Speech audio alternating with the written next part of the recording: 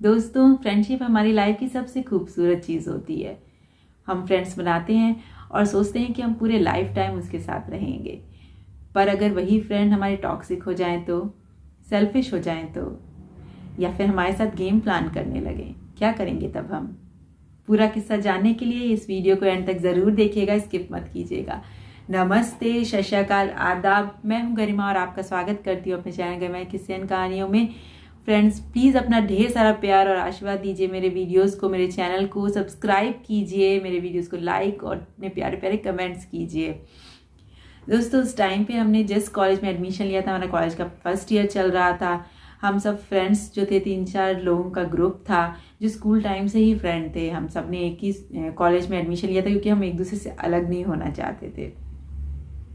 उस टाइम पे नए नए लोग आ रहे थे, नई नई लोग एडमिशन्स ले रहे थे, पर क्योंकि ऑलरेडी हमारे फ्रेंड का ग्रुप था तो हमें और किसी फ्रेंड की ज़रूरत थी नहीं। उसी टाइम पर एक प्यारी सी क्यूट सी लड़की ने हमारे क्लास में एंट्री ली। वो वहाँ जा कर के बैठी, हम सब को उसने अपना इंट्रो दिया क्लास में आके, जैसे कि टीचर ने बोला उससे। फिर लंच टाइम में हम सब बैठे हुए थे, गैदरिंग कर रहे थे, खा पी रहे थे, मौज मस्ती कर रहे थे, तो वो हमारे पास आई और उसने बोला क्योंकि वो इस कॉलेज में नई है और यहाँ उसका कोई भी फ्रेंड नहीं है, क्या वो हमारी फ्रेंड बन सकती है? हमने उसे देखा, हमने कहा हाँ क्यों नहीं, तुम भी हमारे ग्रुप में शामिल हो जाओ। अकेली हो तो हमें भी अच्छा लगेगा, हमारे ग्रुप में एक मेंबर बढ़ जाएगा, हमारा फ्रेंड बढ़ जाएगा। तो वो आकर के बैठ गई।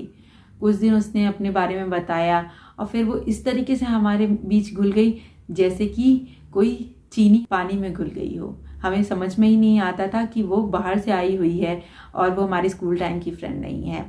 वो इस तरीके से सबके बारे में जानने लगी थी, सबके बारे में समझने लगी थी, ऐसी सी बातें करने लगी थी कि ऐसा लगता था कि हम बरसों से फ्रेंड हैं। धीरे धीरे हम भी उसके साथ कंफर्टेबल हो गए और हमने अपनी सारी बातें उसके साथ शेयर करनी शुरू कर दी। बहुत टाइम बीतता चला गया। हम सब बहुत अच्छे से फ्रेंड्स थे, फ़ोन पे बात किया करते थे, कॉलेज आते थे, कोचिंग भी एक ही साथ जाते थे, एक ही कोचिंग को ज्वाइन कर लिया था हम लोगों ने। धीरे धीरे धीरे धीरे फाइनल टर्म्स आ गए और हमारी बहुत ही अच्छी फ्रेंडशिप चलती रही।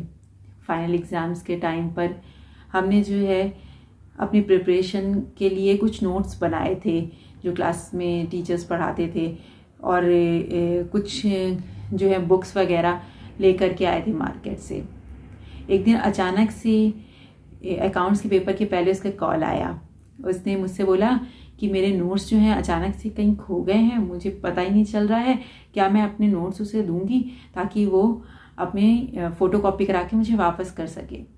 मैंने बोला हाँ तुम आ कर के ले जाओ, पर मुझे फ़ोटो कॉपी करा के वापस कर देना क्योंकि मुझे भी पढ़ाई करनी है। वो मेरे घर आई तो उसने मेरी मार्केट्स की वो बुक्स भी देखी जो मैं लेकर के आई थी पढ़ने के लिए। उसने मुझसे बोला क्या वो ये भी ले जा सकती है, वो कुछ 1-2 चैप्टर इनके भी अच्छे लग रहे हैं उसे पढ़ने में, तो वो उसकी भी फ़ोटो कॉपी करा लेगी। मैंने बोला ठीक है तुम ले जा सकती हो। वो मेरी बुक्स और मेरे नोट्स लेके चली गई। 1 घंटा हो गया, 2 घंटा हो गया, वो वापस ही नहीं आई। मैं उसका वेट करती रही, मैंने उसे कई बार कॉल किया पर उसने कॉल भी पिक नहीं किया।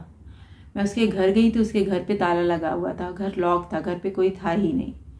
मुझे समझ में नहीं आ रहा था मैं क्या करूं। मेरे 2 दिन बाद अकाउंट का पेपर था और मेरे पास ना तो मेरे वो नोट्स थे, ना ही मेरी वो बुक्स थी जो मैं लेकर के आई थी। मैं कैसे तैयारी करती, कैसे पढ़ती?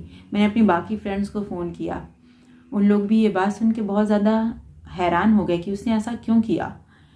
उसके बाद उन लोगों से मैंने नोट्स जो उन लोगों ने बनाए थे उनके नोट्स लिए, उनके नोट्स को फ़ोटोकॉपी कराया और उससे अपनी पढ़ाई की। उस लड़की ने उस दिन के बाद से मेरा फ़ोन नहीं उठाया। 2 दिन बाद जब वो अकाउंट्स का पेपर देने आई, हमने उसे देखा और मैंने उससे कई बार बात करने की कोशिश की पर उसने पूरा टोटली मुझे इग्नोर कर दिया। वो मेरे पास आई ही नहीं बात करने के लिए, या मैं उसके पास गई तो उसने मुझसे बात ही नहीं की। उसने मेरे नोट्स से पढ़ाई की और उसी नोट से एग्ज़ाम्स दिए। मैं जिसने पूरे साल मेहनत करके अपने नोट्स बनाए थे, उसे दूसरों के नोट्स से पढ़ाई करनी पड़ी। मुझे मेरे नोट्स मिले ही नहीं। मेरा अकाउंट्स का पेपर अच्छा तो हुआ पर वैसा नहीं हुआ जैसा मैंने सोचा था, जैसा मैंने नोट्स बनाए थे। और उसके बाद जब अच्छे से एग्ज़ाम्स कंप्लीट हो गए, सारे एग्ज़ाम्स हो गए, तब हम लोग अपनी छुट्टियां एंजॉय कर रहे थे। एक दिन घर में बैठे थे, हम सारे फ्रेंड्स मिलके एंजॉय कर रहे थे। तो अचानक से उसका कॉल आया मेरी एक फ्रेंड के पास।